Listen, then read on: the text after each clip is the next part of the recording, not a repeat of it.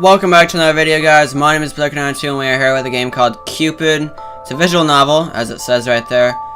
And yeah, it's supposed to be a very mature... Anyways, the first thing said, I love you, and then it says, I love you, I love you, I love you. There's no need to explain, it's only natural.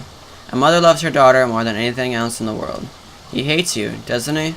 The whole lot of them despise you, don't they? Chasing you into the forest and gouging a hole into your leg. All because you smiled at their husbands. And you know what? You deserve it, you freak. You disgusting, horrible, filthy little girl. Didn't I tell you to stay away from them? You never listen. Serves you right for becoming the little slut you are. Off to a great start, guys. I don't know what's happening. But you don't have to worry, my darling. I don't think it's all like this. I think there's actually like images in that. It's just starting out, so I don't think it's just text the whole time. It's alright. Even if the whole world wishes you dead, I promise you this. Your mother will always be by your side. Priest. Okay, so it doesn't seem to have voices, so I'm assuming I have to do it myself. So, my goodness, child. Whatever has happened to you? A girl who's slumped in the doorway, soaked by the rain. Her leg was covered in dirt and blood. She lifted her head upon hearing the priest's voice and stared at him with blank eyes. Bless me, Father, for I have sinned. She hobbled forward, her bloody leg giving way. Automatically, the priest rushed forward to study her. Years of spiritual training has prepared him for the most unexpected guest to his church. He sprang into action. He ushered her to a pew, brought out some clean cloth and antiseptic, and began to bandage the wound on her leg. Yet, throughout all this, he found that he couldn't take his eyes off her. He would be gazing at the roll of bandages in his hand, deciding how to tie them, and then out of nowhere he would be staring into her eyes. Even with all the mud and grime smeared across his face, he couldn't deny that she was absolutely beautiful. How old was she? 20, 18, 16? Her face was so young. The priest had long since age past his desire for the opposite sex, but somehow something about her enraptured him. When he realized his own thoughts, he quickly steered his mind towards other matters. My child, what happened to you?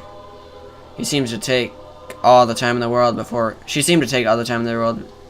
responding. He looked at me. Looked? He looked at me and he touched me, and then he started to kiss me. At first the priest didn't understand. Then he realized with a jolt of anger what she meant. It was happening more and more often nowadays. The young men of France these days were spirited, uncontrollable ruffians. A lady walking home by herself one night would be prey to a few number of them. Lust.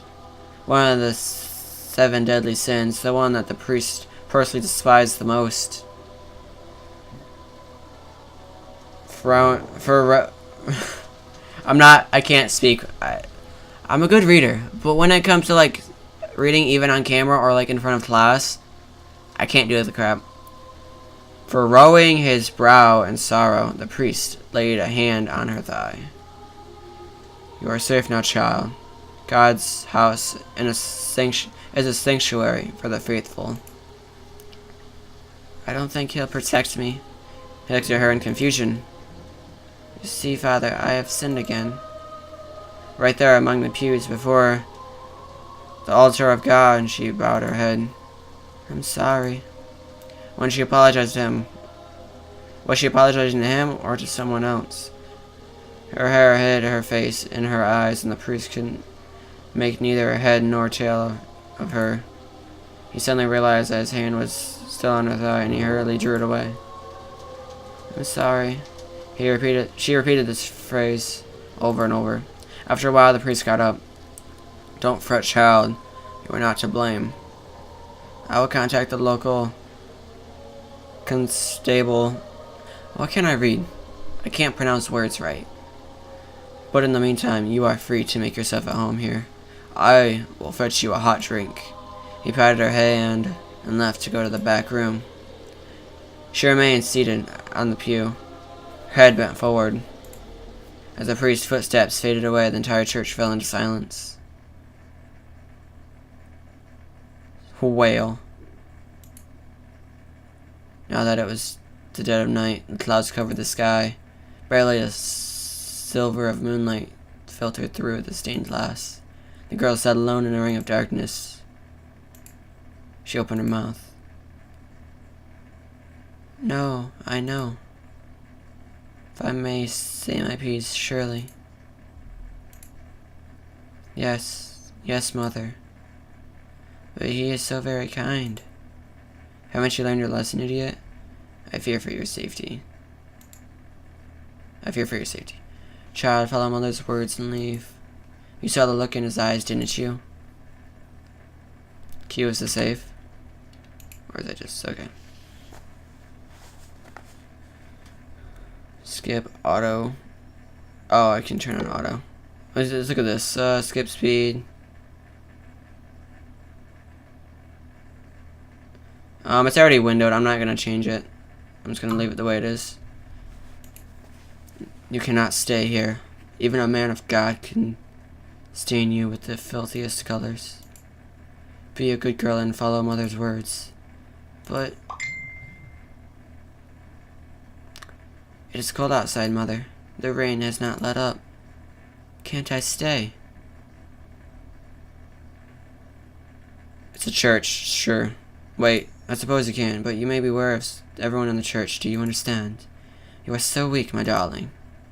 You give my heart so much pain. I just realized that's the mother talking when it's in the middle. I'm sorry, mother. I will try my best to stay out of trouble. How am I going to mind you like this? You attract so much misfortune everywhere you go. My poor child. My stupid little girl. Always a blight, aren't you? I don't know why I'm doing an accent. I just assume they're in like England and I'm trying to do an accent somewhat. I don't know. It's bad, probably. Whatever will you do without me? I'm sorry, mother. Thank you for always guiding me. It is all my fault. The girl sat in silence. Mother was right after all. She was always right. Everything was her fault.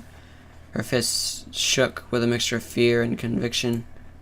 She had to do penance. Mother, give me strength. There is something I wish to do. The girl rose from the pew. In front of her was the altar, and on top of the altar was an ornately decorated cross. It was as wide as her head, and the tip of the cross had been crafted such that it was razor sharp. She left the pew, knelt briefly, and then walked over to the altar. Don't tell me. You're quite sure you're doing this? The girl's arms trembled ever so slightly. What other way is there for me to be attuned? She picked up the cross. Oh, my darling daughter. Mother is proud of you. Slowly she brought the sharp end close to her face. So close that it hovered just above her left eye. And then she...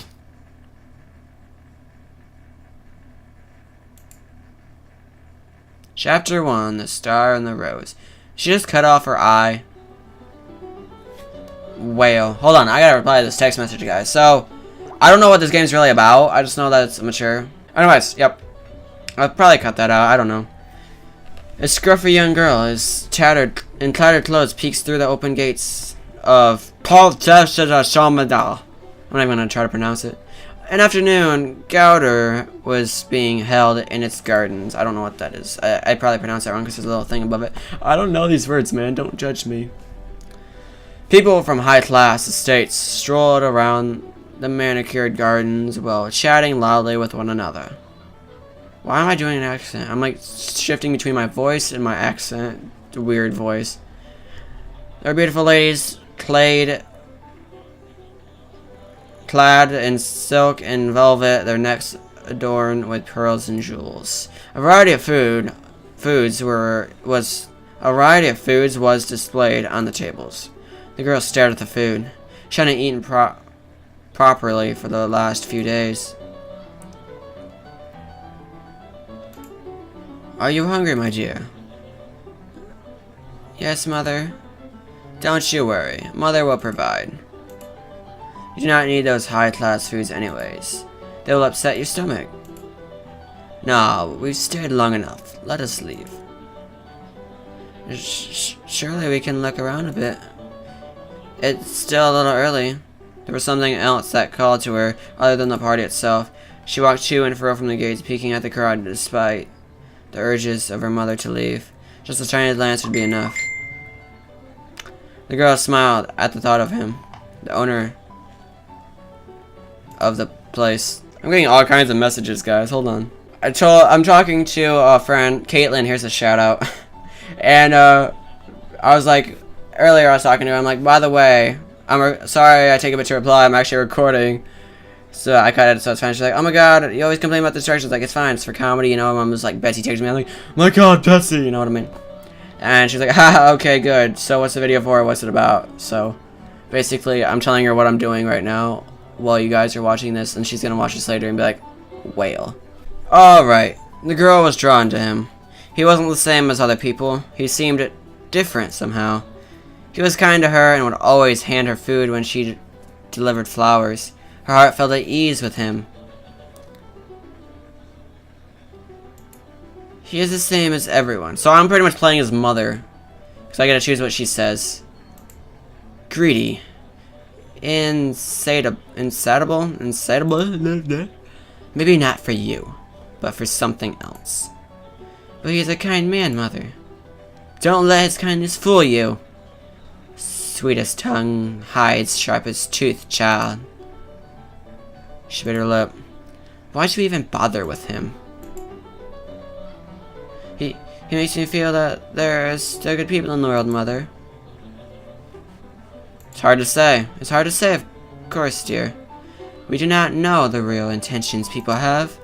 One can hope that real charity exists. But even good people will always put their needs first. Even with precious Marquis. I mean, your precious whatever his name is. Don't you think I'm a good person, Mother? Of course I do. Of course, child. You are special. Haven't I raised you as much? I've tried my best, my dearest. Yes, Mother. You keep me right. I love you. The girl stared at her shoes and looked around for a bit, hoping for just a glance before she left. And there he was. There was no harm in looking, she reasoned. She would never enter the Marquis world. Let her heart be filled with hope. He turned his eyes in her direction. Did he smile at her? The girl's heart stopped. Did he recognize her? She beamed. My, is this creature deaf as well as dumb? It might be, poor thing. A voice called to the rose girl. She gasped. It seemed that somebody else had noticed her presence. She turned to leave. No, my dear, poor little creature, don't run away.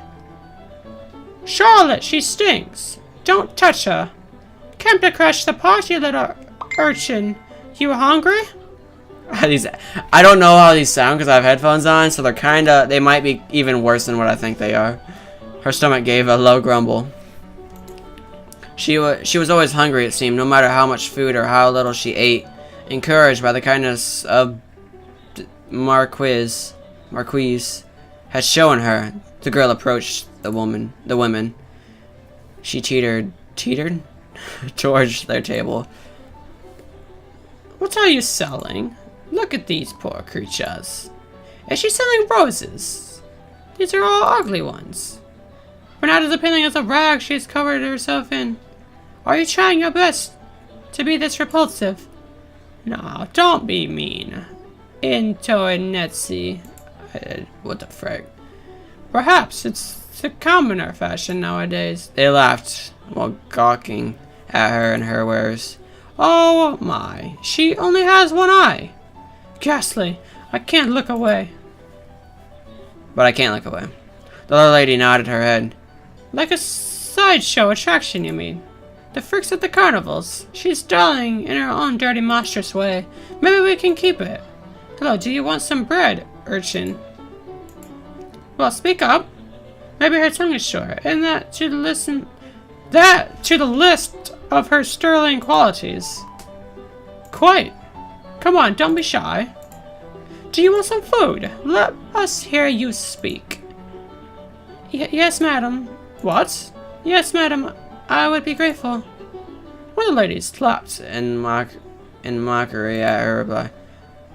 Oh, she talks. The ladies handed her the bread, but it was snatched away just before her fingers grazed it. Not before you dance for us first. I'll make her do a handstand. I've seen one of those street people do that. Quite marvelous. No, I'd like to see that. This party's getting quite boring. Well, come on, dance for your food. The girl looked at the beautiful, cruel faces of the women. That looked at them. It was a burning desire to hurt something simply because they could. She knew that look. Before they touched her and hurt her, they had that look burning in their eyes. Oh, look at what you did. She's shivering like a leaf, poor thing. The lady was laughing as she said those words. I didn't do anything. She should be grateful we're even offering her this much. Besides, those commoners are supposed to be jolly in their misery. Come on, girl, show us your joy. The girl moved away as they laughed. Mother, please save me. Mother.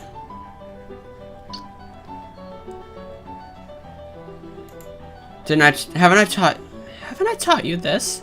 Time and again, people are cruel. Now you see it firsthand.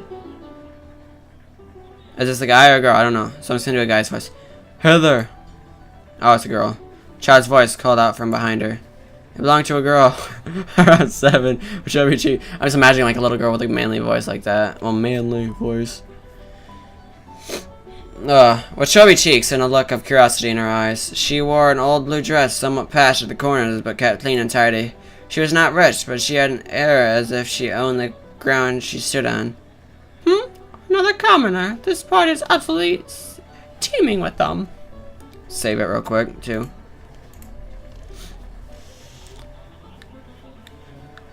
The Marquess loves these things. Heard he picks them randomly from the street. Maybe I should get me one, too. Do you think it's fashionable abroad in his birth country, I mean? Persia?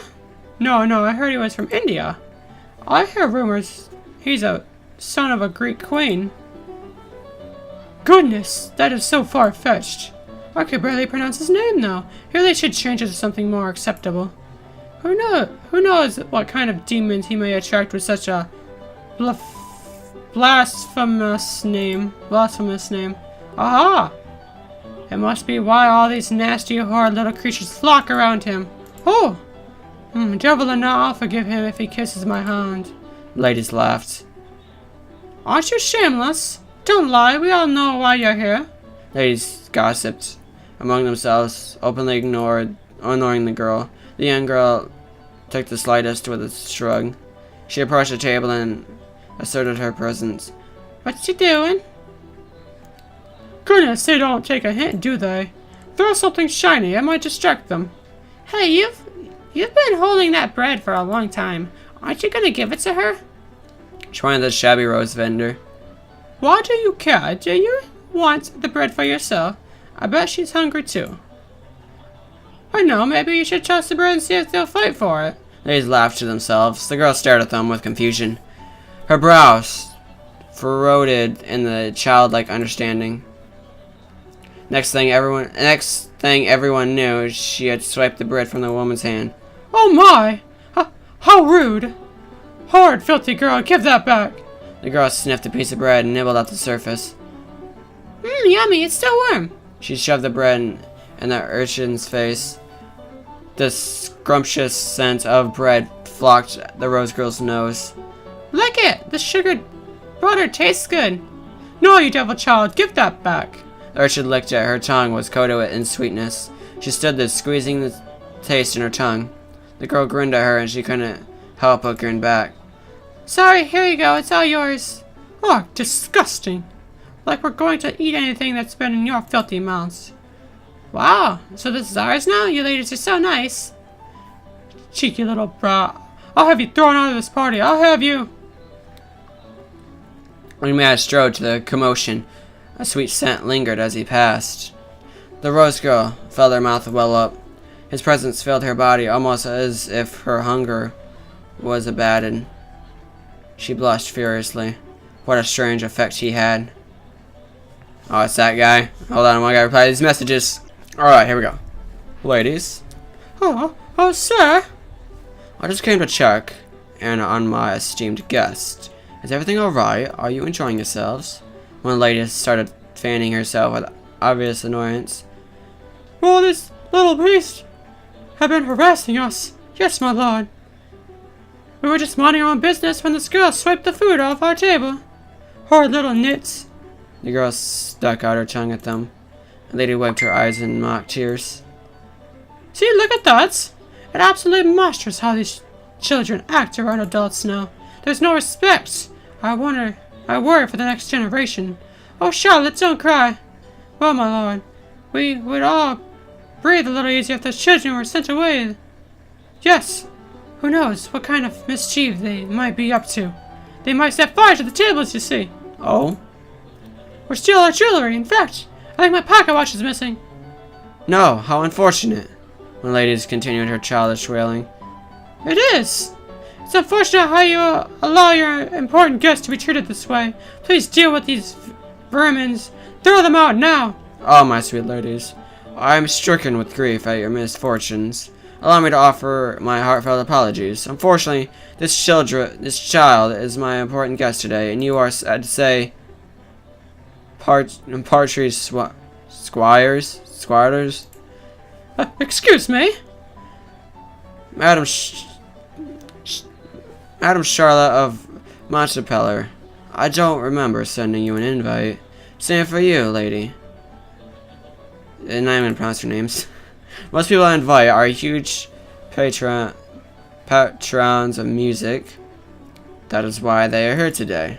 They came to listen to more names I can't pronounce. She is a 7-year-old pianist who played for the Queen last summer. The man points at the girl, busy chewing half of her bread. The Rose girl just stared at the unfolding situation. Oh, well, that's... I am sure you were aware of that, were you not? No matter, I am always happy to see you ladies. Oh, no matter, I'm always happy to see you ladies. It is my pleasure to have you here. But I hope you don't mind giving some of the food away to my townspeople. That's why I keep my gates open.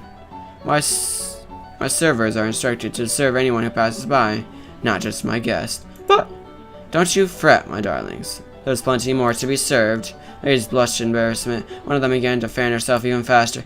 Excuse me. I walked up to the two girls. The Rose girl's heart beat so fast it made her head feel light and dizzy. She had never been this close to him. It made her feel a mixture of fear and elation. Lady, your father has been looking for you. It is almost time for your performance. The girl looked up and did a little curtsy. My apologies, sir. I did not mean to cause a clatter. He chuckled. I saw the whole thing. You put those ladies in their place. They were being mean to her. He narrowed his eyes at the quiet girl. She hid behind her basket of roses. She couldn't look at him directly. He was like the sun. It hurt just to be in his presence. Yet there was relief in her heart as he stepped closer to her. I've seen you before, haven't I? The Rose girl nodded and made a curtsy. What is that? I don't know what that is. I deliver roses to your house sometimes, sir. Yes. The girl with the sweetest face. The Rose girl blushed. I love your roses, by the way. They stay fresh longer than they should. You've tended them with love. Thank you, sir. Do you have a name, young lady? What's the matter? It is alright. It is alright, young lady. If you would rather... Let's call her Rosa. Rosa, it fits her. I think she forgot her name or she lost it. He nodded wisely. A valid point. Alright with that, Rosa. Yes. Come on, Rosa. Come on, Rosa. You'll watch me play, right? Her eyes darted from the girl to him. Oh, sir, don't you mind? Sir doesn't mind. Gilly? He's really nice to me and my family. And he helps the people around town, too. He won't throw you out. held his right hand in the air as if swearing an oath. I won't. See? Come on, you're invited now. You're my special guest. There's plenty of food inside too, Rosa. Please, help yourself. Thank you, sire. Rosa, it's coming! Yay! Now, this is my first public performance, Rosa. I'm a bit nervous. She scratched her head. What will I do if I make a mistake? Papa will be very upset. He knelt in front of Catherine and rubbed her shoulders fondly. You won't make a mistake.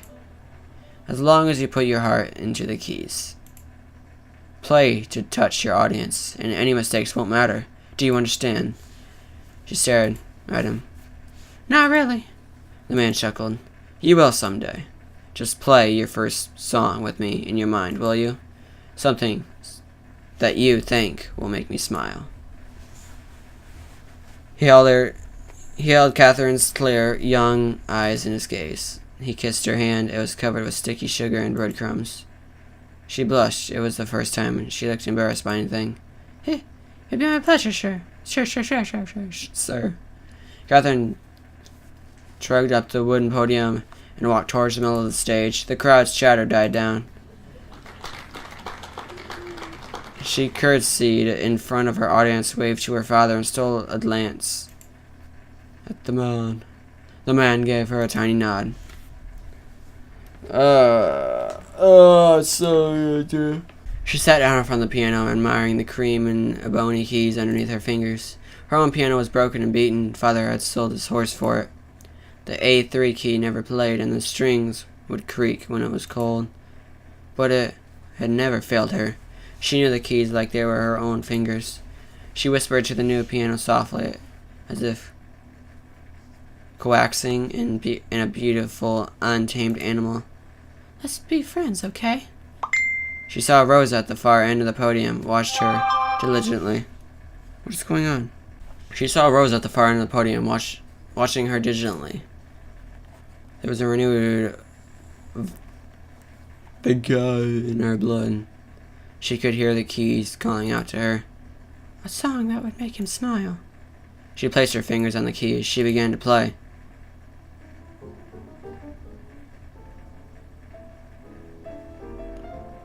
As the ring of the first few notes, it became apparent to the audience that this girl was something special. Here was a little girl, barely tall enough to reach in the pedals of the piano, playing as if she owned it. There were times she missed a note or two, but that didn't matter. She played the song to make someone smile, and it touched everyone's presence. Musical skill was far beyond her years.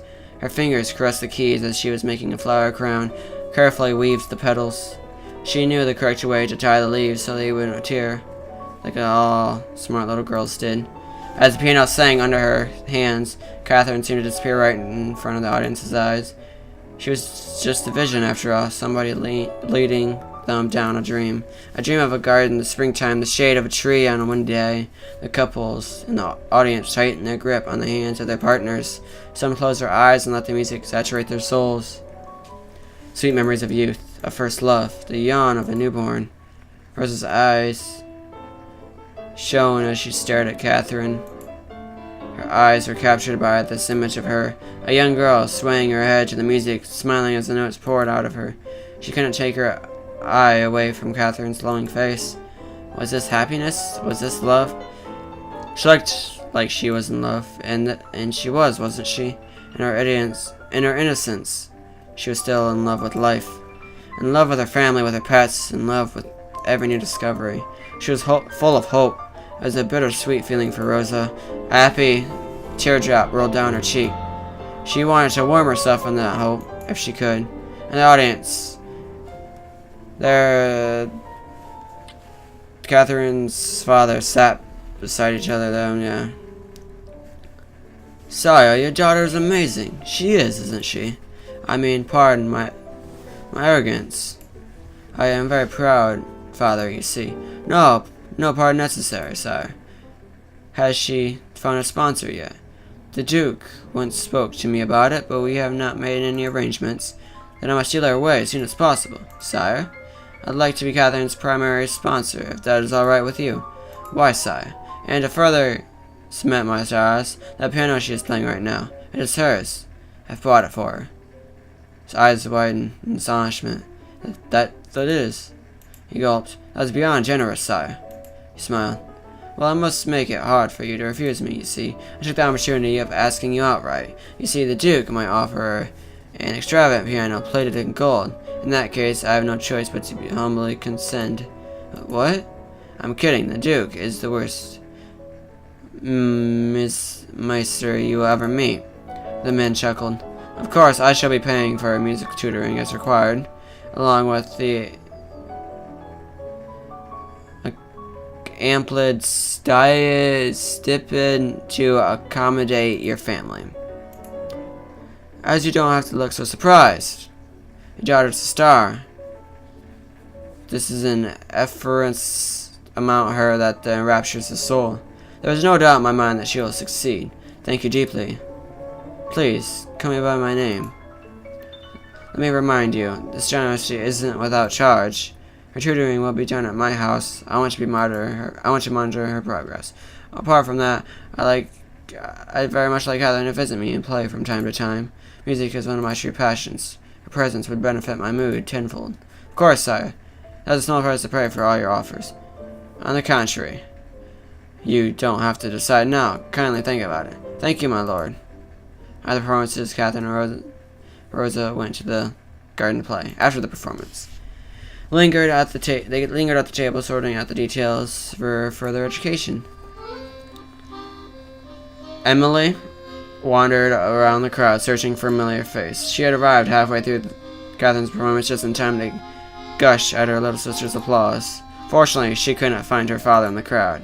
When she finally caught sight of the back of his head, she approached him hastily. Father, there you are. I've been looking all over for you.